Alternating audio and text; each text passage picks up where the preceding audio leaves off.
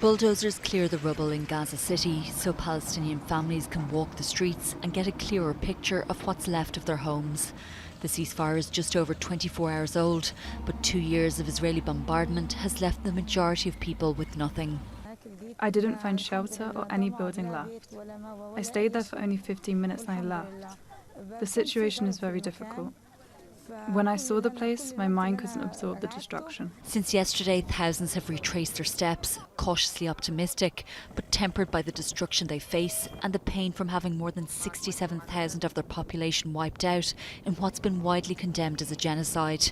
The US president saying he's confident the ceasefire will hold. They're all tired of fighting, and this really gives the whole Middle East, this is beyond Gaza. Gaza is very important, but this is beyond Gaza.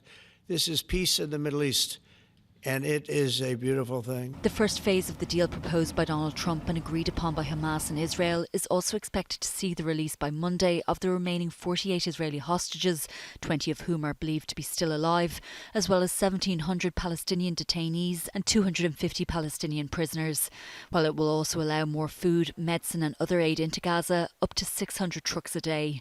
The Israeli military said it will continue to operate defensively from the roughly 50% of the strip it still controls, after pulling back to agreed-upon lines. So we will still be there and we will follow what's happening there. I hope that they will comply with the agreement, that they will actually lay down their arms and allow international forces to take over and to start the reconstruction. And there are still many unanswered questions, including whether and how Hamas will disarm and who will govern Gaza. The Israeli Prime Minister, who unilaterally ended a previous ceasefire in March, has hinted that Israel might renew its offensive if Hamas doesn't give up its weapons.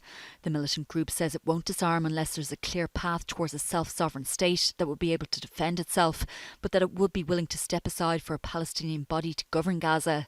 Egypt, where the negotiations took place, says the role of the Palestinian Authority should be preserved as it prepares to host the signing of the first phase of the deal on Monday, which will be attended by several foreign leaders. Meanwhile, ordinary Palestinians are also facing the painful task of searching for missing relatives. Around 6,000 have been reported as being buried under the rubble, but numbers are likely to be far higher as entire families have been killed in a single bombing.